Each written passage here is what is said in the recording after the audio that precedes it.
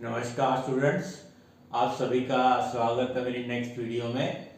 Last video में मैंने data structure and algorithm में आपको definition of data structure, classification of data structure और एब्स्ट्रैक्ट डाटा टाइप्स क्या होते हैं ये बताया था।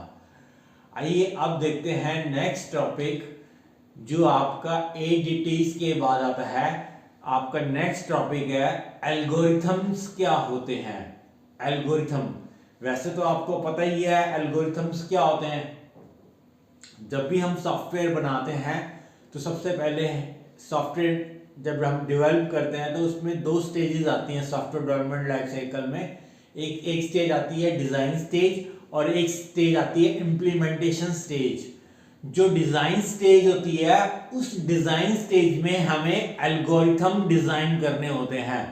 यानी हम क्या करते हैं, जो हमारे पास प्रॉब्लम आती है हम उस प्रॉब्लम को एनालाइज करते हैं और उस प्रॉब्लम को सॉल्व करने के लिए या तो उसको ब्रेकअप करते हैं स्मॉलर सब पार्ट्स में या फिर अगर हम स्मॉलर सब पार्ट में डिवाइड नहीं करते हैं तो उस प्रॉब्लम का सॉल्यूशन बनाने की कोशिश करते हैं। और कैसे बनाने की कोशिश करते हैं, उन प्रॉब्लम को या सब पार्ट के लिए हम एल्गोरिथम्स डिजाइन करते हैं। तो एल्गोरिथम्स क्या होते हैं? Algorithm is a step by step procedure to solve a computational problem. Algorithm क्या है? स्टेप बाय स्टेप प्रोसीजर है to solve a computational problem.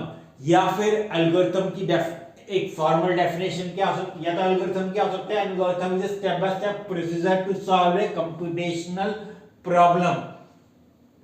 या फिर एल्गोरिथम क्या हो सकते हैं आपके? An algorithm is a finite set of instruction for solving a particular problem in a finite amount of time using finite amount of data।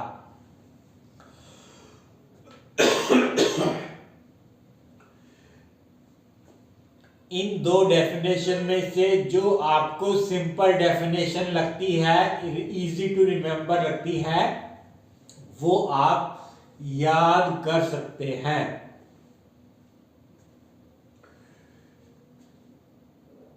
First definition जो है वो सिंपल है, an algorithm is a step by step procedure to solve a computational problem.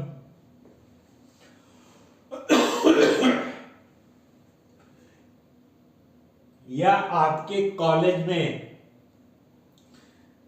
आपको जो teacher पढ़ाते हैं वो क्या पढ़ाते हैं? N algorithm is a finite set of instruction for solving a particular problem in a finite amount of time using finite amount of data। तो आप दोनों में से कोई भी डेफिनेशन यूज कर सकते हैं। जब भी यानी आपका एल्गोरिथम क्या होता है? सेट ऑफ इंस्ट्रक्शन होता है। सेट ऑफ इंस्ट्रक्शन, कुछ इंस्ट्रक्शन लिखते हैं हम। जब भी हम इंस्ट्रक्शन लिखते हैं तो उस इंस्ट्रक्शन को लिखते हैं तो उसके कुछ कैरेक्टरिस्टिक्स होते हैं, कुछ रूल्स एंड रेगुलेशंस है। वो क्या कैरेक्टरिस्टिक्स है आपके? Each and every instruction should be precise and unambiguous. यानी आपकी हर इंस्ट्रक्शन प्रिसाइज होनी चाहिए और अनएम्बिगुअस होनी चाहिए। एम्बिग्यूटी, डुप्लीकेसी नहीं होनी चाहिए आपकी उसमें। Each instruction should be performed in a finite time। यानी जब भी आप कोई लॉजिक बनाते हैं, इंस्ट्रक्शंस लिखते हैं, तो उसकी execution finite amount of time में कंप्लीट होनी चाहिए। ये नहीं कि वो इनफाइनाइटली टाइम ले रहा है, बहुत इनफाइनाइट लूप लगा दिया है और वो आपका आगे वाले इंस्ट्रक्शंस को एग्जीक्यूट ही नहीं कर पा रहा है। ऐसे ही आपका one or more instruction should not be repeated infinitely. आपकी रिपीटेशन ऑफ कोड नहीं होना चाहिए, रिपीटेशन ऑफ कोड नहीं होना चाहिए, डुप्लीकेसी नहीं होना चाहिए। After the algorithm terminate, the desired result should be obtained। जब आपका एल्गोरिथम टर्मिनेट कर जाता है तो उसका एक डिजायर्ड आउटपुट जो हमने एक्सपेक्ट किया था वो आना चाहिए। अगर डिजायर्ड आउटपुट नहीं आता है तो आपका एल्गोरिथम की सेट ऑफ इंस्ट्रक्शंस सही नहीं है, आपको दोबारा से रीडिजाइन करना पड़ेगा। तो ये 4 कैरेक्टरिस्टिक्स ऑफ इंस्ट्रक्शंस मैंने आपको बताई हैं। क्या बताई हैं? फर्स्ट क्या है? Should be precise and unambiguous, यानी कि each instruction should be precise and unambiguous. Second है each instruction should be performed in a finite amount of time, यानी आपकी फाइनाइट अमाउंट ऑफ टाइम लेनी चाहिए इंस्ट्रक्शंस। थर्ड क्या है? One or more instruction should not be repeated infinitely, repetition of code नहीं होना चाहिए। और एल्गोरिथम आपका डिजायर आउटपुट उसको प्रोड्यूस करना चाहिए। आपका कहने का मतलब आप जो एक्सपेक्ट करते हैं एल्गोरिथम से वो रिजल्ट आना चाहिए। तो ये 4 कैरेक्टरिस्टिक्स ऑफ इंस्ट्रक्शन है। ऐसी कैरेक्टरिस्टिक्स ऑफ एल्गोरिथम क्या होते हैं? फर्स्ट है इनपुट। जब भी हम एल्गोरिथम बनाते हैं तो उसको कुछ इनपुट देते हैं, तो algorithm has some input values. Then फिर आपका सेकंड कैरेक्टरिस्टिक्स क्या है? आपका output. Algorithm should give one or more output as a result at the end of the algorithm आपका।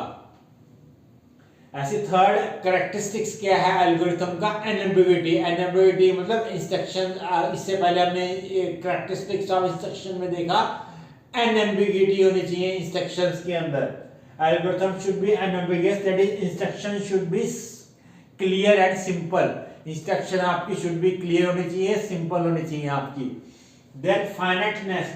फाइनाइटनेस का मतलब है कि जो हम एल्गोरिथम में सेट ऑफ इंस्ट्रक्शन लिखेंगे शुड बी फाइनाइट, यानी set of instruction should B क्या होनी चाहिए? काउंटेबल होनी चाहिए। ये नहीं कि आप बहुत लेंथी एल्गोरिथम लिख दो, it should be precise and countable set of instruction होनी चाहिए आपकी। लास्ट आपका कैरेक्टरिस्टिक्स क्या है आपका एल्गोरिथम का? It should be language independent. Language independent यानी हम किसी स्पेसिफिक लैंग्वेज में ही लिख सकते हैं एल्गोरिथम का, ऐसा नहीं होता है। आपका किसी भी लैंग्वेज में, इंग्लिश में, जर्मन में, फ्रेंच में, किसी भी लैंग्वेज में, हिंदी में, किसी भी लैंग्वेज में हम अपने एल्गोरिथम को लिख सकते हैं आपका। तो ये आपका मैंने डेफिनेशन बताई आपको एल्गोरिथम की, कैरेक्टरिस्टिक्स ऑफ इंस्ट्रक्शंस बताए और कैरेक्टरिस्टिक्स ऑफ एल्गोरिथम बताए। जब आप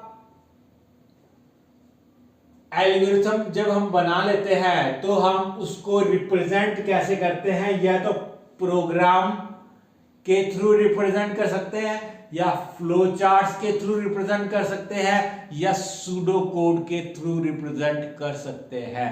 यानी जब आप एल्गोरिथम बना लेते हो तो उसको रिप्रेजेंट कैसे करते हैं, कैसे हम उसको यूज में लेके आते हैं समझाने के लिए, या तो हम प्रोग्राम बनाएंगे, या फ्लो चार्ट्स बनाएंगे, या सूडो कोड बनाएंगे आपका।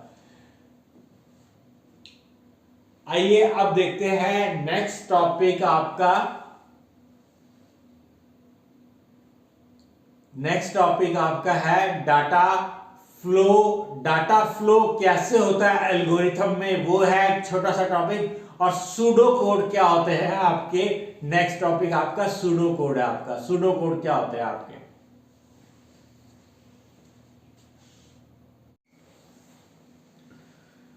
आइए स्टूडेंट अब देखते हैं data flow of an algorithm.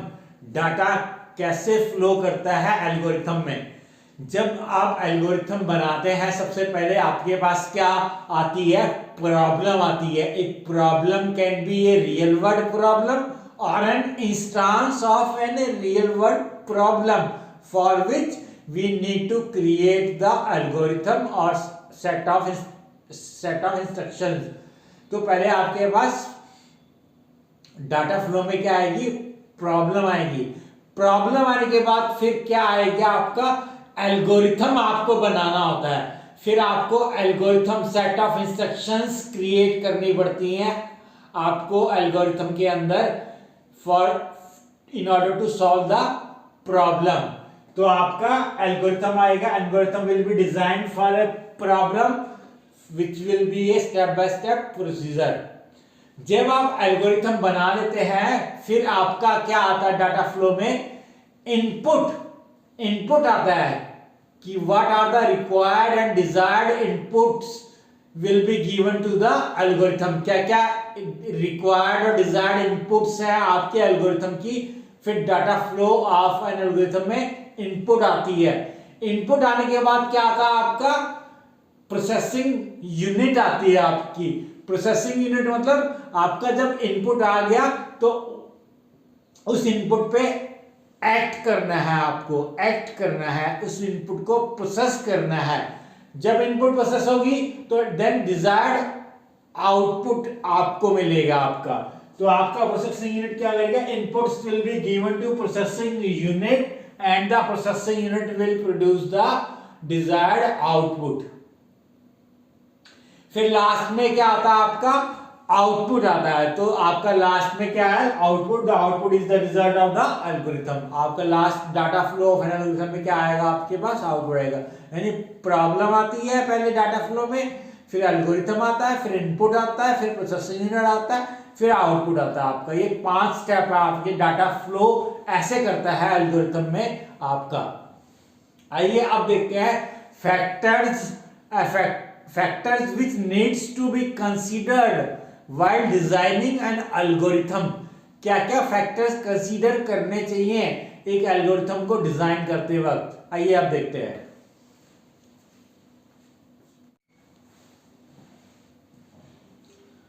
Student कौन से फैक्टर्स होते हैं जो हमें कंसीडर करने चाहिए while डिजाइनिंग एन एल्गोरिथम। जब भी हम एल्गोरिथम बनाते हैं तो ये 7 फैक्टर्स 1 to 7 फैक्टर्स आपको कंसीडर करने होते हैं। सबसे पहले फैक्टर आता है मॉड्यूलरिटी। मॉड्यूलर होना चाहिए एल्गोरिथम। मॉड्यूलर का मतलब ये होता है कि जब आपके पास एक प्रॉब्लम आती है तो उस प्रॉब्लम को आप स्मॉल पार्ट्स में ब्रेकअप कर पाओ और हर स्मॉल पार्ट के लिए एक एल्गोरिथम सेपरेटली डिजाइन करो। यानी सपोज आप एक प्रॉब्लम आपके पास, आपने उसको 10 पार्ट्स में डिवाइड कर दिया, तो अब हर पार्ट के 10 पार्ट्स के लिए आप एक एल्गोरिथम बना दो और उनको कंबाइन करते हुए आप अपनी प्रॉब्लम को सॉल्यूशन डिजाइन करो। तो मॉड्यूलर होना चाहिए आपका एल्गोरिथम, मॉड्यूलरिटी होनी चाहिए आपकी। सी लैंग्वेज में मॉड्यूलरिटी हम कैसे इंप्लीमेंट करते हैं, फंक्शंस के थ्रू। फंक्शंस बनाते हैं हम, फंक्शन में हम एक फंक्शन क्या होता है, एक एल्गोरिथम ही होता है आपका। तो मॉड्यूलर होना चाहिए आपका एल्गोरिथम आपका। देन नेक्स्ट है आपका करेक्टनेस होनी चाहिए एल्गोरिथम में। जब हमने अपने एल्गोरिथम को इनपुट्स प्रोवाइड करी और जब उसने इनपुट को प्रोसेस किया तो डिजायर्ड आउटपुट मिलना चाहिए। तो correctness of the algorithm is essential for the implementation of an algorithm. तो करेक्टनेस होना चाहिए। देन मेंटेनेबिलिटी होनी चाहिए। मेंटेनेबिलिटी का मतलब होता है सपोज आपने आज एक सॉफ्टवेयर बना दिया और उस सॉफ्टवेयर में सपोज 100 एल्गोरिथम आपने बना दिए, तो उसको अब फ्यूचर में अगर आपने उसको एनहांस करना है तो एल्गोरिथम्स को मॉडिफाई करना पड़ेगा, उनको स्टडी करना पड़ेगा, स्टडी करके मॉडिफाई करना पड़ेगा। तो मेंटेनेंस आपकी इजी होनी चाहिए एल्गोरिथम्स की। तो it should be easily maintainable होना चाहिए आपका एल्गोरिथम, मेंटेनेबिलिटी होनी चाहिए। मेंटेनेबिलिटी को ध्यान रखते हुए आप एल्गोरिथम्स को बनाते हैं। नेक्स्ट है रॉबस्टनेस। रॉबस्टनेस का मतलब है फुल प्रूफ होना चाहिए, बिल्कुल एकदम सही आपकी प्रॉब्लम का सॉल्यूशन होना चाहिए आपका, रॉबस्ट होना चाहिए, ऑथेंटिक होना चाहिए मतलब। नेक्स्ट है यूजर फ्रेंडली होना चाहिए। यूजर फ्रेंडली का मतलब है कि आपका इजी, जब कोई और प्रोग्रामर आपका उस एल्गोरिथम को स्टडी करे तो उसको इजीली समझ आ जाना चाहिए। नेक्स्ट सिंपलिसिटी, सिंपल होना चाहिए, सिंपल टू अंडरस्टैंड होना चाहिए। सिंपलिसिटी और यूजर फ्रेंडली होना चाहिए, मतलब ये दोनों पॉइंट एक ही हैं, यूजर फ्रेंडली और सिंपलिसिटी। सिंपल होना चाहिए यानी लॉजिक कॉम्प्लेक्स नहीं होना चाहिए। जब आप लॉजिक बनाते हो उसको सिंपल रखने की कोशिश करो आप। नेक्स्ट लास्ट आपका पॉइंट है एक्सटेंसिबिलिटी।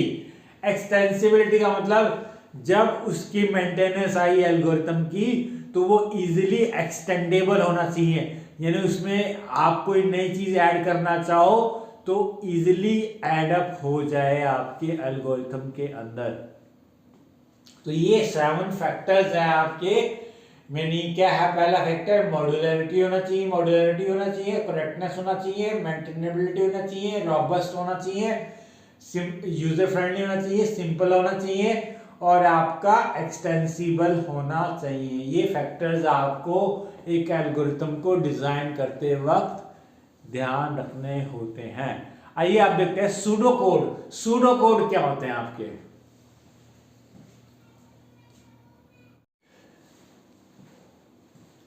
आइए स्टूडेंट अब देखते हैं सूडो कोड क्या होते हैं। जब आप एल्गोरिथम्स बना लेते हो डिजाइन फेज में तो हम फिर सूडो कोड बनाते हैं। एल्गोरिथम से बनाने के बाद हम सूडो कोड बनाते हैं। और सूडो कोड क्या होता है आपका, ये एल्गोरिथम को हम एक्सप्लेन करते हैं सिंपल इंग्लिश लैंग्वेज के अंदर, ह्यूमन रीडेबल इंग्लिश लैंग्वेज के अंदर हम एक्सप्लेन कर देते हैं एल्गोरिथम को। जैसे एल्गोरिथम में है तो हम मैथमेटिकल इक्वेशंस भी लिख देते हैं, मैथमेटिकल स्टेटमेंट्स भी लिख देते हैं, वेरिएबल्स को इनिशियलाइज करते हैं, देन आपका जो लॉजिक है उसको मैथमेटिकल इक्वेशन में मेंशन करते हैं। लेकिन सूडो कोड में हम क्या करते हैं, हर स्टेटमेंट को ह्यूमन रीडेबल इंग्लिश लैंग्वेज में एक्सप्रेस करते हैं। और जब हम एक्सप्रेस करते हैं ह्यूमन रीडेबल इंग्लिश लैंग्वेज में तो हम लूप्स भी यूज कर लेते हैं और डिसीजन स्टेटमेंट कंडीशंस भी यूज कर लेते हैं, लेकिन not exactly the syntax of the programming language. English language में ही लूप्स को लिख देते हैं, काउंटर वेरिएबल को इंग्लिश लैंग्वेज में लिख देते हैं। तो ह्यूमन रीडेबल इंग्लिश लैंग्वेज में ही एल्गोरिथम को एक्सप्रेस करना ही क्या है, आपका सूडो कोड है। तो सूडो कोड क्या है आपका, it is a plain human readable description of an algorithm. ये आपका ह्यूमन रीडेबल डिस्क्रिप्शन आपका एल्गोरिथम का है, human readable description of an algorithm और programs logic using English language and common programming conventions like loop and condition without strict syntax. Syntax को follow नहीं करते हैं हम, लूप और कंडीशंस को यूज कर लेते हैं, लेकिन हम जो प्रोग्रामिंग लैंग्वेज का सिंटैक्स है वो फॉलो नहीं करते। हम लूप्स और कंडीशंस को भी कैसे यूज करते हैं, ह्यूमन इंग्लिश लैंग्वेज में ही एक्सप्रेस कर देते हैं उनको। So it is a plain human readable description of an algorithm। आपकी ह्यूमन रीडेबल डिस्क्रिप्शन है एल्गोरिथम की या प्रोग्राम लॉजिक की using English language and programming conventions like loop and condition without using strict syntax. ये pseudo code होता है आपका। अब सूडो कोड के क्या क्या कैरेक्टरिस्टिक्स होते हैं, ये आपके 4 कैरेक्टरिस्टिक्स बताए हैं। Informal description, informal and readable होता है, इनफॉर्मल एंड रीडेबल होता है आपका। Uses simple English making it understandable to anyone regardless of programming language. तो इंग्लिश लैंग्वेज में होता है तो इजीली अंडरस्टैंडेबल होता है विदाउट द, अगर किसी को प्रोग्रामिंग लैंग्वेज की नॉलेज भी नहीं है तब भी वो अंडरस्टैंड कर जाएगा सूडो कोड के थ्रू। सेकंड कैरेक्टरिस्टिक्स क्या है? Language independent. लैंग्वेज इंडिपेंडेंट का मतलब आपको जावा पाइथन आने नहीं चाहिए, आप बिना लैंग्वेज के थ्रू भी सूडो कोड को इंप्लीमेंट कर सकते हो और उनको स्टडी कर सकते हो। फोकसेस ऑन लॉजिक, आपके लॉजिक के ऊपर फोकस होता है आपका as compare to technical details. Technical detail का मतलब, टेक्निकल का मतलब आपको पाइथन का syntax, construct, loop, functions, classes, objects नहीं आने चाहिए। सिंपल आपका ह्यूमन रीडेबल इंग्लिश लैंग्वेज में डिस्क्रिप्शन होती है आपके एल्गोरिथम की या प्रोग्राम की। लास्ट है नॉट एग्जीक्यूटेबल। सूडो कोड कभी भी एग्जीक्यूटेबल नहीं होता है, they are not compiled and run by the computer. तो आपका एग्जीक्यूटेबल नहीं होता है सूडो कोड आपका। आइए आप देखते हैं, एक एग्जांपल के थ्रू देखते हैं। एक एल्गोरिथम का एग्जांपल बताऊंगा और एक सूडो कोड का एग्जांपल बताऊंगा कि कैसे आप अपना एक एल्गोरिथम बनाते हैं और कैसे एक सूडो कोड बनाते हैं। आइए देखते हैं अब।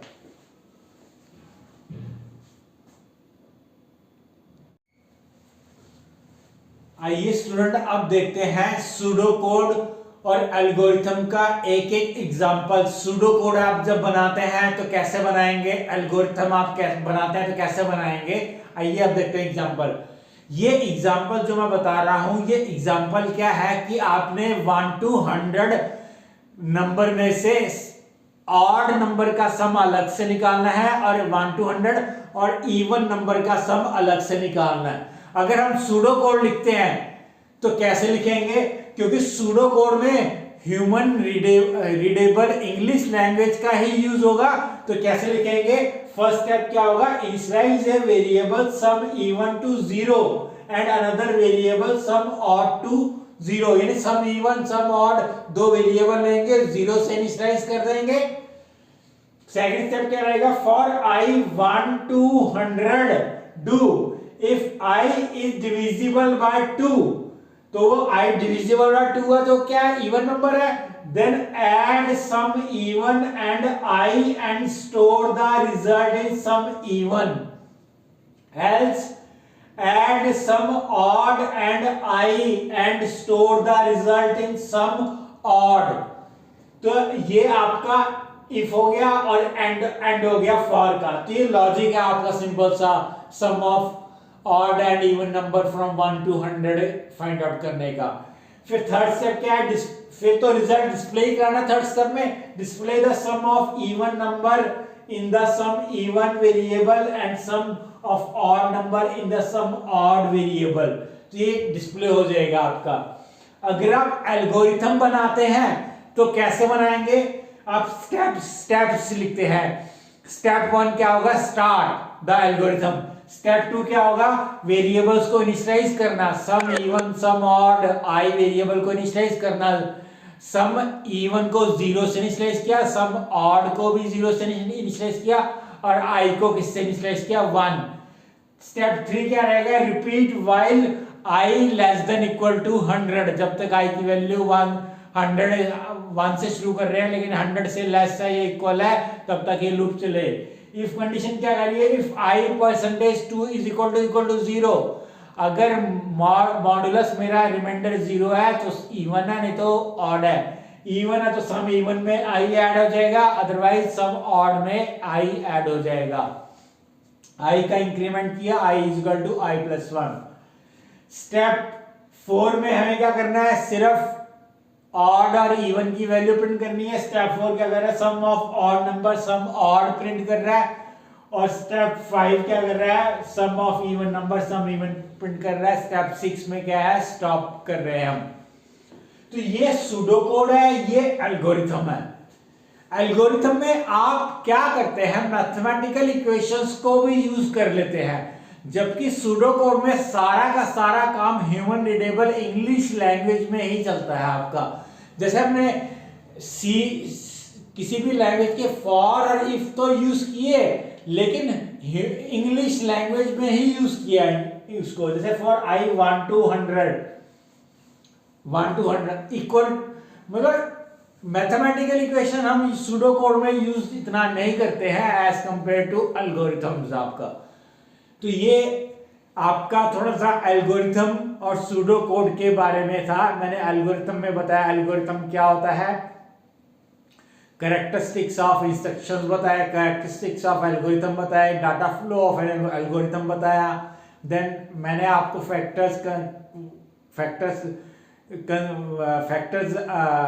Considering factors while designing an algorithm वो बताया।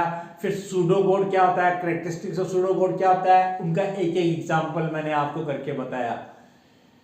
आइए अब देखते हैं नेक्स्ट टॉपिक, जो कि आपका एल्गोरिथम की प्रायर एनालिसिस के लिए यूज होता है, एसिम्प्टोटिक नोटेशन। जब भी हम एल्गोरिथम बना लेते हैं तो उनका प्रायर एनालिसिस करते हैं कि वो कितना टाइम लेंगे, कितना स्पेस लेंगे। ये प्रायर एनालिसिस हम कैसे करते हैं, with the help of asymptotic notation. आइए अब देखते हैं एसिम्प्टोटिक नोटेशन।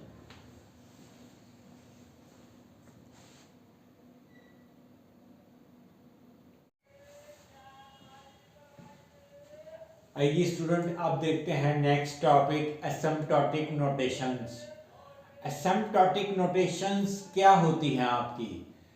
जब भी हम सॉफ्टवेयर बनाते हैं तो एल्गोरिथम्स बनाते हैं, और एल्गोरिथम्स जब हम बनाते हैं तो हम एफिशिएंट एल्गोरिथम, यानी जो फास्ट एल्गोरिथम है, हम वो डिज़ाइन करते हैं और उसको बनाने की कोशिश करते हैं। जब आप एल्गोरिथम बना लेते हैं, हर पर्सन का अपना अपना माइंड है, तो अब एक पर्सन ने एल्गोरिथम बना दिया, एक दूसरे पर्सन ने भी अपना एल्गोरिथम बना दिया। अब हम अगर हमें दो एल्गोरिथम्स को कंपेयर करना है तो हम कैसे कंपेयर करेंगे? तो हम उसकी टाइम कॉम्प्लेक्सिटी निकाल के देखेंगे दोनों एल्गोरिथम की। तो एसिम्प्टोटिक नोटेशंस क्या होती हैं आपकी? It is A mathematical way of representing the time complexity of an algorithm. यानी एसिम्प्टोटिक नोटेशन एक मैथमेटिकल वे है, आपकी टाइम कॉम्प्लेक्सिटी एक एल्गोरिथम की रिप्रेजेंट करने का वे है आपका। जब भी हम टाइम कॉम्प्लेक्सिटी निकालते हैं एल्गोरिथम की, तो कैसे निकालते हैं? हम उस एल्गोरिथम में लूप्स यूज करते हैं, loops for while do while. तो हम ये चेक करते हैं कि वो आपका जो एल्गोरिथम है उसमें नंबर ऑफ इटरेशंस कितनी बार है एग्जीक्यूट हो रही है आपकी। नंबर ऑफ इटरेशंस निकालते हैं, या नंबर ऑफ फ्रीक्वेंसी कह लो, या नंबर ऑफ इटरेशन निकालो, या एक एल्गोरिथम अपने आप को रिकर्सिवली कितनी बार कॉल कर रहा है, तो वो फाइंड आउट करते हैं हम। तो जब भी हम नंबर ऑफ इटरेशंस निकालते हैं तो हम उस नंबर ऑफ इटरेशन को रिप्रेजेंट करते हैं मैथमेटिक्स के अंदर इक्वेशन की फॉर्म के थ्रू। जब हम अपने एक एल्गोरिथम को एक मैथमेटिकल इक्वेशन की फॉर्म में रिप्रेजेंट कर देते हैं, तो अब ये जो मैथमेटिकल इक्वेशंस आती हैं अब काफी लेंथी आती हैं कई बार, तो it is not possible to always write the mathematical equations और फंक्शंस एवरी टाइम। तो हम क्या करते हैं, हमें कुछ नोटेशंस मिली हैं जिनके थ्रू हम अपने मैथमेटिकल इक्वेशंस को जो हमारी टाइम कॉम्प्लेक्सिटी को रिप्रेजेंट कर रही हैं, उनको हम क्या करते हैं, इन नोटेशंस के थ्रू रिप्रेजेंट करते हैं।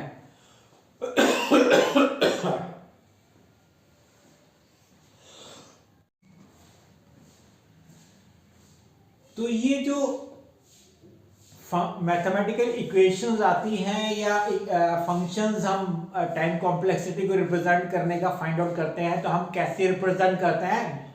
आपकी एसिम्प्टोटिक नोटेशंस के थ्रू रिप्रेजेंट करते हैं। तो ये कौन सी नोटेशंस हैं आपकी एसिम्प्टोटिक नोटेशन? आपकी 3 नोटेशंस हैं। एक है बिग ओ, जिसको कि हम अपर बाउंड या एटमोस्ट या वर्स्ट केस नोटेशन कह देते हैं, big O notation. Big O notation को अपर बाउंड भी कह देते हैं, या एट मोस्ट भी कह देते हैं, या वर्स्ट केस भी कह देते हैं। सेकंड है big omega. Big omega, big omega को लोअर बाउंड भी कह देते हैं, या एट लीस्ट कह देते हैं। आपकी बिग ओमेगा को लोअर बाउंड या एट लीस्ट कह देते हैं। और थर्ड आपकी है थीटा नोटेशन। थीटा नोटेशन जो आपकी होती है वो एवरेज बाउंड नोटेशन होती है, इसको एवरेज बाउंड नोटेशन कहते हैं। और ये जो थीटा नोटेशन होती है ये इसको एवरेज बाउंड भी कहते हैं, या एग्जैक्ट अमाउंट ऑफ टाइम आपका थीटा नोटेशन को कहते हैं। इन तीनों नोटेशन ज्यादातर वैसे तो हम बिग ओ नोटेशन यानी कि अपर बाउंड या लोअर बाउंड को यूज करते हैं, लेकिन इन तीनों में से जो सबसे बेनिफिशियल है वो कौन सी बेनिफिशियल है? थीटा नोटेशन बेनिफिशियल है। यूजफुल कौन सी है सबसे? आपकी थीटा नोटेशन है आपकी। जब भी हम एक एल्गोरिथम का मैथमेटिकल इक्वेशन या फंक्शन डिजाइन करते हैं तो वो फंक्शन जब भी हम फाइंड आउट करते हैं, इन फंक्शंस जो ये मैंने लिखे हुए हैं इन फंक्शंस में से ही आपका फाइंड आउट होके आता है। इन फंक्शन या तो एग्जैक्टली यही फंक्शन आएंगे, अगर ये फंक्शन नहीं आएंगे तो मल्टीपल ऑफ दिस फंक्शन आएंगे। यानी कि अगर आप एग्जैक्टली इन फंक्शन के थ्रू रिप्रेजेंट कर पा रहे हैं टाइम कॉम्प्लेक्सिटी को, तो वो क्या होंगी? आपकी थीटा यानी एवरेज बाउंड आपकी या एग्जैक्ट टाइम कॉम्प्लेक्सिटी होंगी आपकी। अगर हम इन फंक्शंस के थ्रू रिप्रेजेंट नहीं कर पा रहे हैं तो फिर हम उस एल्गोरिथम का क्या फाइंड आउट करेंगे? अपर बाउंड फाइंड आउट करेंगे या लोअर बाउंड फाइंड आउट करेंगे। यानी अगर हमें इन फंक्शन में से ही अगर आपका टाइम कॉम्प्लेक्सिटी निकल जाती है तो वो क्या होती है? आपकी थीटा या एग्जैक्ट आपकी एवरेज बाउंड या एग्जैक्ट टाइम कॉम्प्लेक्सिटी होती है आपकी। अगर हम एग्जैक्ट नहीं निकाल पाते हैं, एवरेज बाउंड या थीटा नोटेशन नहीं निकाल पाते हैं, तो फिर हम अपना अपर बाउंड या लोअर बाउंड यानी बिग ओ या बिग ओमेगा फाइंड आउट करते हैं। आइए अब देखते हैं बिग ओ नोटेशन क्या होती है। सपोज मेरे पास एक फंक्शन है fn। fn क्या है? मेरे पास एक फंक्शन है। ये फंक्शन क्या कर रहा है? मेरे एक एल्गोरिथम की टाइम कॉम्प्लेक्सिटी को रिप्रेजेंट कर रहा है। अब मुझे इसकी बिग ओ नोटेशन निकालनी है।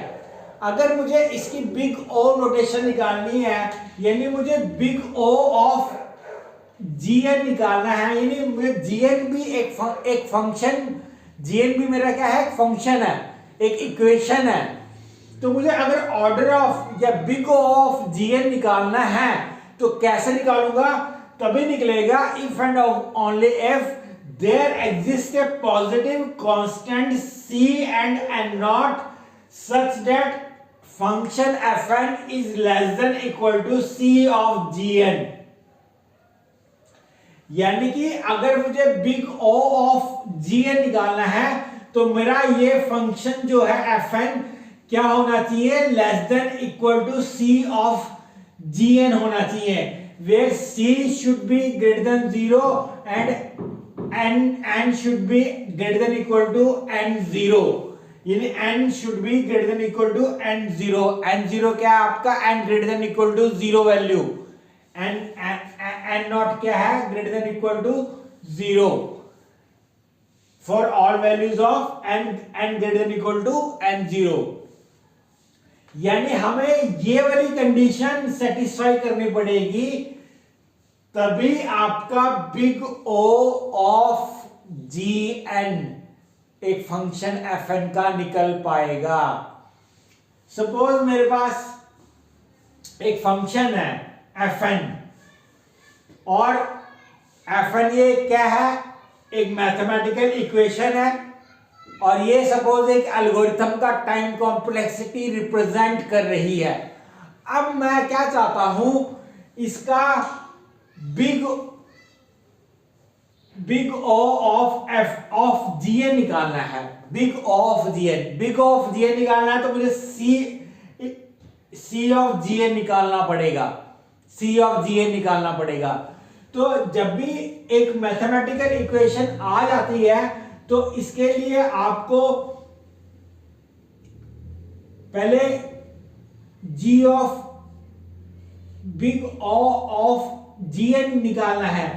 सबसे पहले हम क्या करेंगे, इस इक्वेशन में से हम वो टर्म यूज करेंगे जो हायर ऑर्डर की है। एन स्क्वायर क्वाड्रेटिक इक्वेशन है और एन आपका क्या है, लीनियर इक्वेशन है। तो क्वाड्रेटिक और लीनियर इक्वेशन में कौन सी हायर ऑर्डर की है, क्वाड्रेटिक। हायर आपकी हायर वैल्यू कौन सी है, क्वाड्रेटिक एन स्क्वायर आपकी, एन आपकी लोअर वैल्यू है। तो जीएन क्या निकलेगा आपका, एन स्क्वायर। हमें इन दोनों टर्म में से वही टर्म सेलेक्ट करनी है जीएन के लिए जो हायर ऑर्डर की है। हायर ऑर्डर क्या है मेरा, एन स्क्वायर। अब n square g n n square आ गया।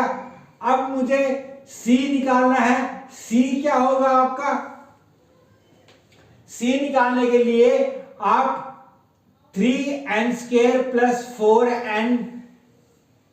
4n को आप n स्क्वायर पुट कर दीजिए। 3n square plus 4n square यानी कितना बन गया, 7n स्क्वायर। तो c की वैल्यू क्या होगी आपकी, 7 होगी।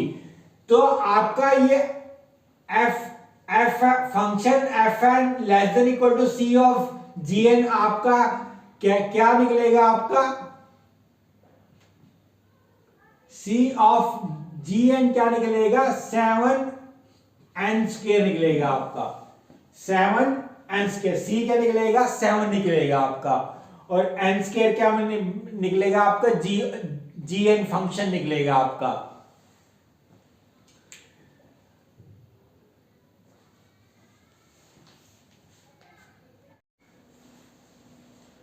तो c ऑफ gn क्या निकला आपका, 7n स्क्वायर।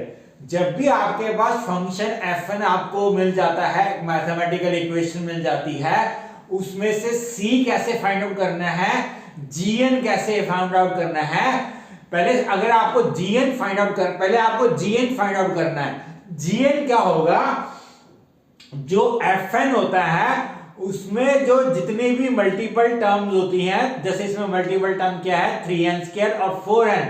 तो इन दोनों टर्म में से हमें वो टर्म सेलेक्ट करनी होती है जो हायर ऑर्डर की है, जो ग्रेटर वैल्यू हमें प्रोवाइड करे। तो n स्क्वायर और n में से कौन सी वैल्यू ग्रेटर प्रोवाइड करेगी, ऑब्वियसली आपकी n स्क्वायर प्रोवाइड करेगी आपकी। तो मेरा g ऑफ n क्या निकलेगा, n स्क्वायर निकलेगा। अब c कैसे फाइंड आउट करना है, c फाइंड आउट करने के लिए 3n स्क्वायर तो n स्क्वायर फॉर्म में है, 4n को भी मैं क्या करूंगा, n स्क्वायर में कन्वर्ट कर दूंगा। तो मेरा 4n क्या बन गया, 4n स्क्वायर बन गया। तो 3n square plus 4n square क्या आपका बन गया, 7n स्क्वायर बन गया। तो c की वैल्यू क्या आई मेरी, 7 आई। और g ऑफ n क्या बना मेरा, n स्क्वायर बना। तो मेरा c ऑफ gn क्या बन गया, 7n स्क्वायर बन गया आपका। अब मेरा इस 7n स्क्वायर में से मुझे इस c ऑफ gn को मैंने बिग O नोटेशन में ऑर्डर ऑफ gn में रिप्रेजेंट करना है, लिखना है। तो मैं क्या करूंगा, fn बिग O कैसे लिखूंगा, 7 को मैं कांस्टेंट को इग्नोर कर दूंगा और बिग O ऑफ जो मेरा g ऑफ n है वो मेरा क्या बन जाएगा, big O of n square बन जाएगा आपका। बिग O ऑफ gn क्या बना मेरा, big O of n square बना आपका। क्या n स्क्वायर से जो हायर टर्म्स हैं, क्या हम वो लिखना चाहें fn के लिए, क्या हम लिख सकते हैं, बिल्कुल लिख सकते हैं। fn is equal to big of n cube लिख सकते हैं, big of n raise to power n लिख सकते हैं। लेकिन हमें वो बिग O नोटेशन gn की लिखनी है जो क्लोजेस्ट है, जो लीस्ट अपर बाउंड है, लीस्ट अपर बाउंड है, लीस्ट अपर बाउंड लीस्ट होनी चाहिए, कम से कम होनी चाहिए और अपर बाउंड होनी चाहिए आपकी। तो n square n cube n raise to power n में लीस्ट अपर बाउंड क्या है, n स्क्वायर ही है। तो ये हमारी टर्म्स हैं तो वैलिड लेकिन यूजफुल नहीं है आपका, तो बिग ओ नोटेशन क्या निकलेगी, बिग ऑफ n स्क्वायर निकलेगी आपकी। जो 7n square C of gn है, क्या ये आपका greater than equal to fn है? इसको चेक करने के लिए कौन सी n की वैल्यू के लिए ये कंडीशन 7n स्क्वायर वाली कंडीशन ट्रू होगी, वो चेक करने के लिए आप इस इक्वेशन में fn की और c ऑफ gn की वैल्यू पुट करिए। fn क्या मेरा 3n square plus 4n less than equal to 7n square.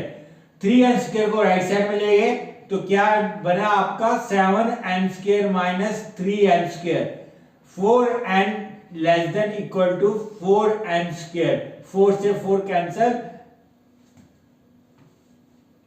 n less than equal to n square, n से n cancel, 1 less than equal to n, यानी n greater than equal to 1 के लिए ये condition 3n square plus 4n less than equal to 7n square, ये condition क्या करेगी, true hold करेगी। जब भी आपके पास fn आ जाता है, fn आने के बाद c ऑफ gn निकालने का क्या मेथड है, आप सबसे पहले हायर ऑर्डर को सेलेक्ट करेंगे और जो लोअर ऑर्डर टर्म है उनको हायर ऑर्डर में कन्वर्ट कर देंगे। 4n है तो क्या कर देंगे, 4n स्क्वायर कर देंगे, तो क्या बन गया आपका 3n square plus 4n square, क्या बन गया 7n, तो 7n स्क्वायर आपका क्या बन गया, c ऑफ gn बन गया। gn आपको मैंने बता दिया कि जो हायर ऑर्डर टर्म होती है हम वो g ऑफ n लेते हैं और c निकालने के लिए सारी टर्म्स को हायर ऑर्डर में कन्वर्ट कर दो और उनको एड अप कर दो। माइनस में भी वैल्यू आ सकती है, for example 4n square minus 5n। अब इस माइनस में इसमें निकालने के लिए या 4n square minus 5n plus 2, तो इसमें c और gn कैसे निकलेगा आपका, तो हम क्या करेंगे, जो पॉजिटिव टर्म है 4n स्क्वायर और 2 वाली टर्म को सिलेक्ट कर लेंगे, 5 माइनस 5n को इग्नोर कर देंगे, तो 4n square plus 2n square क्या बना आपका 6n स्क्वायर। तो c ऑफ gn क्या निकला, gn मेरा निकला n स्क्वायर और c क्या निकला मेरा 6 निकला आपका। c ये मेरा c है और ये n स्क्वायर मेरा क्या है, g ऑफ n है, तो 6n स्क्वायर आपका इसका c ऑफ gn निकला। तो आपको जस्ट अपनी जो पॉजिटिव टर्म्स है उसको हायर ऑर्डर में कन्वर्ट कर देना है और माइनस वाली टर्म्स को इग्नोर कर देना है, तो इससे आपका c ऑफ gn जो कि greater than equal to fn आपका फाइंड आउट हो जाएगा। आई होप स्टूडेंट आपको समझ आया होगा कि बिग ओ नोटेशन जब हम रिप्रेजेंट करते हैं एक मैथमेटिकल फंक्शन की या इक्वेशन की तो कैसे रिप्रेजेंट करते हैं। पहले हमें एल्गोरिथम को क्या करना पड़ता है, उसकी number of iteration, number of recursive calls या number of frequency find out करनी होती है, क्योंकि जब भी हम लॉजिक बनाते हैं तो लॉजिक में हम क्या यूज करते हैं, लूप से ही लॉजिक बनता है। लूप हो गया, इफ एल्स हो गया, स्विच केस हो गया, इनसे ही लॉजिक बिल्डअप होता है आपका, इनसे ही लॉजिक बिल्डअप होता है। जब हमारा एल्गोरिथम बन जाता है तो हमें उसका क्या करना होता है, एक नंबर ऑफ इटरेशंस कैलकुलेट करते हुए एक मैथमेटिकल इक्वेशन डिजाइन करनी होती है। जब वो मैथमेटिकल इक्वेशन डिजाइन हो जाती है, उसके बाद हमें उसकी asymptotic notation, big O notations या ओमेगा नोटेशन या थीटा नोटेशन निकालनी होती है आपकी। अब इससे नेक्स्ट आपका क्या है, बिग ओमेगा नोटेशन है। आइए आप देखते हैं big omega.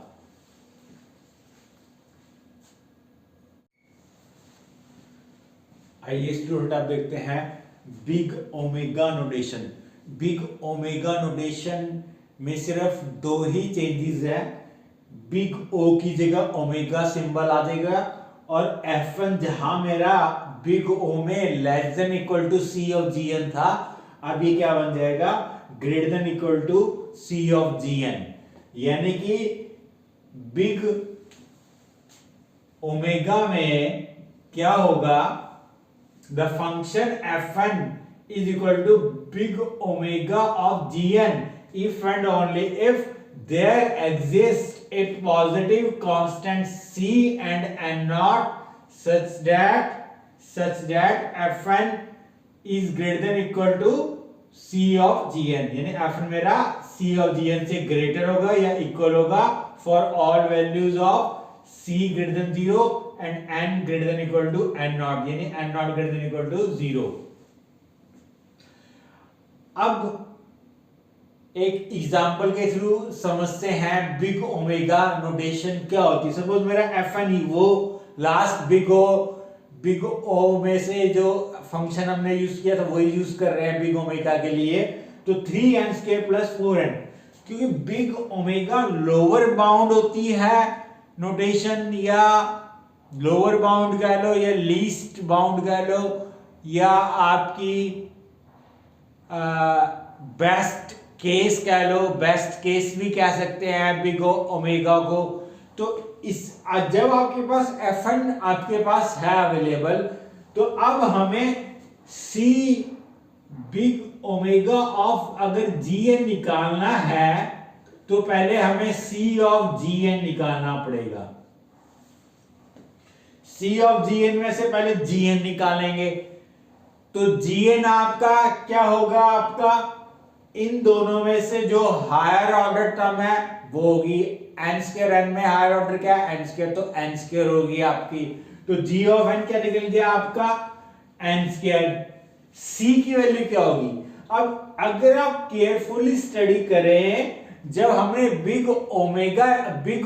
Big O notation में C ऑफ Gn निकाला था, तो हमने 4n² को 4n² पुट कर दिया था और 7n² आ गया था। C की वैल्यू क्या आ गई थी, C आ गई 7 आ गई थी आपकी।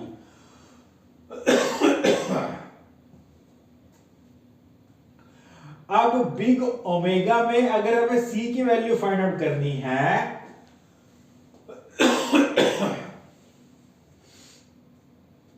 तो अब हम 3n² + 4n, क्योंकि हमें लेस वैल्यू लेनी है,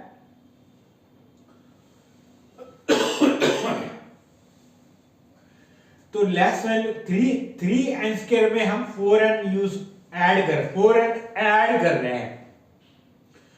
तो अगर हम C की वैल्यू 3 ले लें, तो आपका C ऑफ Gn क्या बन जाएगा, 3n²।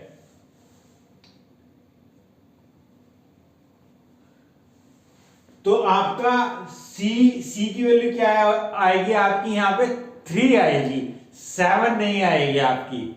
7 तो आपका बिग O में आया था आपका, लेकिन अब हमें लेस वैल्यू लेनी है, तो लेस वैल्यू क्या लेंगे, 3n² में अगर हम 3n² लेंगे तो अब 3n² जो होगी वो 3n² + 4n से लेस ही होगी, क्योंकि 3n² में 4n ऐड हो रहा है, तो 3n² ही आपकी क्या होगी, लेस वैल्यू होगी आपकी। इसको सॉल्व करेंगे तो 3n² जब हम उधर लेके जाएंगे तो 4n greater than equal to 0 यानी n greater than equal to 0, यानी n greater than equal to 0 value के लिए ये कंडीशन क्या निकलेगी आपकी, ट्रू होल्ड होगी आपकी। तो मेरा बिग ओमेगा ऑफ Gn क्या निकलेगा, big omega of n square निकलेगा। क्या मैं 3n स्क्वायर की जगह 2n स्क्वायर ले सकता हूं, या अकेला n स्क्वायर ले सकता हूं, या अकेला n ले सकता हूं, या log ऑफ n ले सकता हूं, लिख सकता हूं। लेकिन मुझे क्या करनी है, वो वैल्यू सेलेक्ट करनी है जो ग्रेटेस्ट लोअर बाउंड है, ग्रेटेस्ट क्लोजेस्ट है, जो क्लोजेस्ट है। तो 3n square, 2n square, 1n square, n में से log n में से क्लोजेस्ट कौन सी है आपकी, 3n स्क्वायर। 2n स्क्वायर भी है आपकी, कंडीशन ट्रू, आपका 2n स्क्वायर भी है, लेकिन हमें क्लोजेस्ट कौन सी मिलेगी आपकी, 3n स्क्वायर मिलेगी आपकी। तो मेरा बिग ओमेगा क्या निकलेगा, big omega of n square आपका एसिम्प्टोटिक नोटेशन निकलेगी आपकी। बिग ओमेगा ऑफ n भी वैलिड है, big omega of log n भी वैलिड है, लेकिन ये आपकी क्लोजेस्ट कौन सी है, big omega of n square closest है। ये वैलिड तो है लेकिन यूजफुल नहीं है आपकी यार। तो आपको बिग ओमेगा में बस आपको ये fn की कंडीशन रिवर्स कर देनी है, greater than equal to c of Gn निकालना है। और fn अगर आपके पास 3n स्क्वायर प्लस 4n है, तो हमें लोअर वैल्यू निकालने के लिए हम क्या यूज करेंगे, जो हायर ऑर्डर टर्म है उसी को ही यूज कर लेंगे as a c of Gn, क्योंकि 4n आपका उसमें 3n स्क्वायर में ऐड हो रहा है ना। तो 3n स्क्वायर प्लस 4n आपकी 3n स्क्वायर से तो ग्रेटर ही हो गया आपका, 4n उसमें 3n स्क्वायर में ऐड ही हो रहा है, तो हम क्या यूज कर लेंगे, 3n स्क्वायर यूज कर लेंगे आपका। तो c ऑफ Gn क्या निकलेगा आपका, 3n स्क्वायर निकलेगा। ग्राफिकली देखेंगे तो आपका fn आपका c ऑफ Gn से ग्रेटर होगा, k कौन सी वैल्यू के लिए, k greater than equal to 0 के लिए आपका ये कंडीशन क्या रहेगी, ट्रू रहेगी। क्योंकि अभी मैंने यहां पुट करके देखा, आपको सॉल्व करके बताया कि n greater than equal to 0 के लिए ये कंडीशन क्या निकलेगी, ट्रू निकलेगी आपकी। आइए आप देखते हैं big theta notation. Big theta यानी एवरेज बाउंड या एग्जैक्ट अमाउंट ऑफ टाइम क्या होती है आपकी।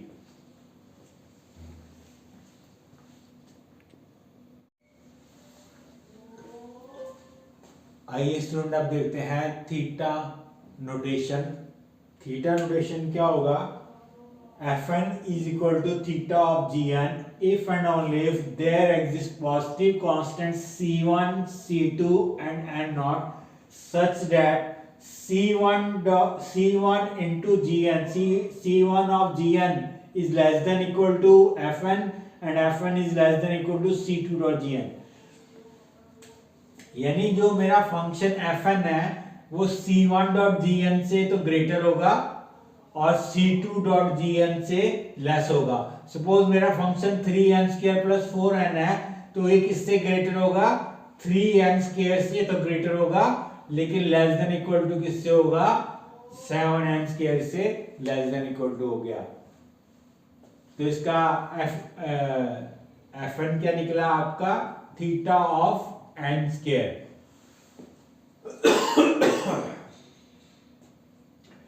यहां Gn क्या निकला, n स्क्वायर, यहां पे भी Gn n स्क्वायर और यहां पे भी Gn क्या है, n स्क्वायर। c2 क्या निकला 7 और c1 क्या निकला 3 निकला आपका।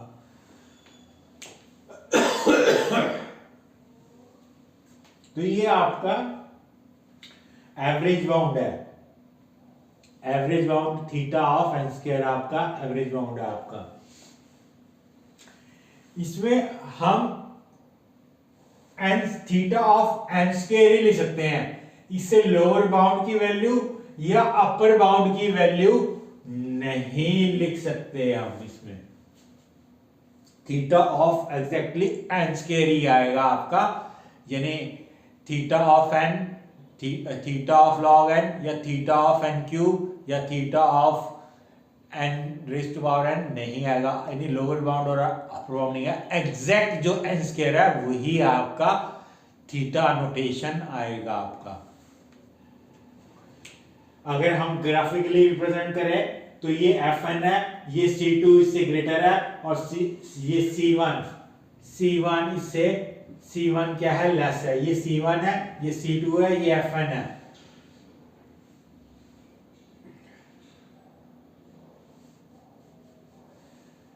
तो Fn is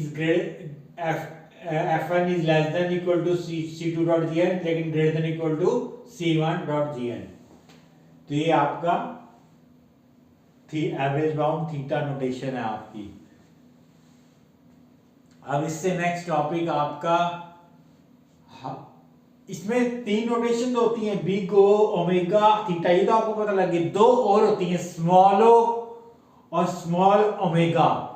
स्मॉल ओमेगा में क्या होता है, बिग ओमेगा में क्या होता है, Fn is less than equal to C of Gn होता है।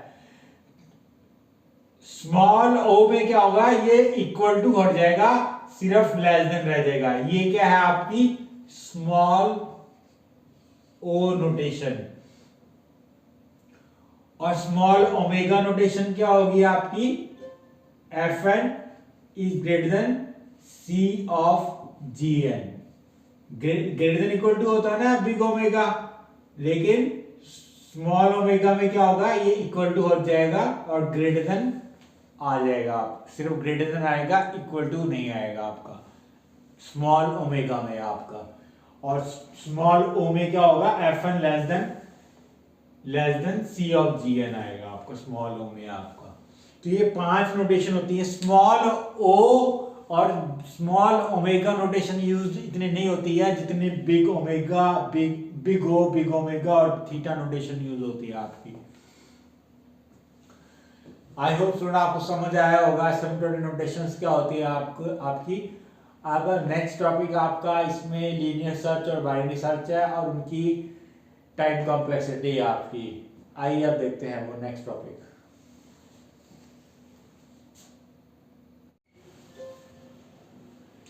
एक चीज बताना भूल गया students, C1 C2 greater than 0 रहेंगे और n greater than equal to n0, और n0 क्या है, greater than equal to 0।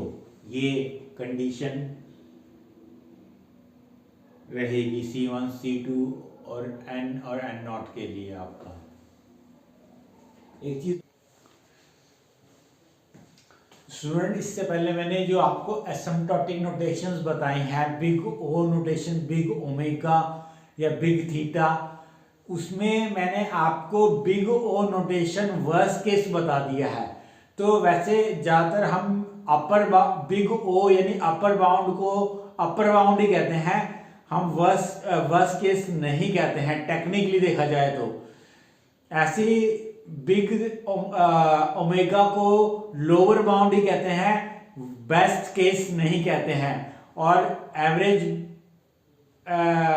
Big theta को एवरेज बाउंड नोटेशन कह देते हैं, क्योंकि जो बेस्ट केस होता है सिनेरियो वो हम बिग ओ यानी अपर बाउंड, बिग ओमेगा यानी लोअर बाउंड, या फिर एवरेज बाउंड बिग थीटा, उन तीनों में हम रिप्रेजेंट कर सकते हैं। यानी बेस्ट केस को भी तीनों नोटेशन में रिप्रेजेंट कर सकते हैं, वर्स्ट केस को भी, बेस्ट केस को भी तीनों नोटेशन में रिप्रेजेंट कर सकते हैं, वर्स्ट केस को भी तीनों नोटेशन में रिप्रेजेंट कर सकते हैं, और एवरेज केस को भी तीनों नोटेशन में रिप्रेजेंट कर सकते हैं। तो बिग ओ यानी मतलब बिग ओ का नोटेशन का मतलब अपर बाउंड, और बिग ओमेगा का मतलब लोअर बाउंड, और बिग थीटा का मतलब एवरेज बाउंड। ये तीनों बाउंड्स आपके बेस्ट केस के लिए भी डिनोट हो सकते हैं, वर्स्ट केस के लिए भी डिनोट हो सकते हैं और एवरेज केस के लिए भी डिनोट हो सकते हैं। लेकिन हम बिग ओ को ज्यादातर क्या कह देते हैं, वर्स्ट केस कह देते हैं, और बिग ओमेगा को क्या कह देते हैं, बेस्ट केस कह देते हैं। ये कह देते हैं लेकिन देखा जाए तो ये ठीक नहीं है, क्योंकि अभी मैंने आपको समझाया तीनों नोटेशन किसी भी केस के लिए, किसी भी सिनेरियो के लिए यूज की जा सकती हैं।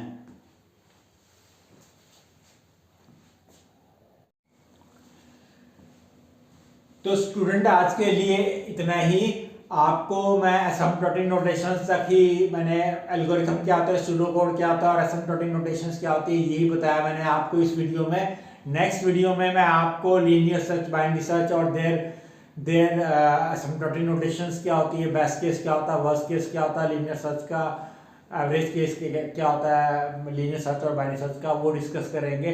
तो ये अगर मैं इसी वीडियो में करा दूंगा तो वीडियो बहुत लेंथी हो जाएगी, तो इसलिए मैं नेक्स्ट वीडियो में कराऊंगा लीनियर सर्च और binary search and their analysis. तो अगर आपको मेरी वीडियो समझ आई, आपकी नॉलेज में थोड़ा बहुत गेन हुआ, तो प्लीज़ मेरी वीडियो को लाइक कीजिए और मेरे चैनल को सब्सक्राइब कीजिए। Thank you very much.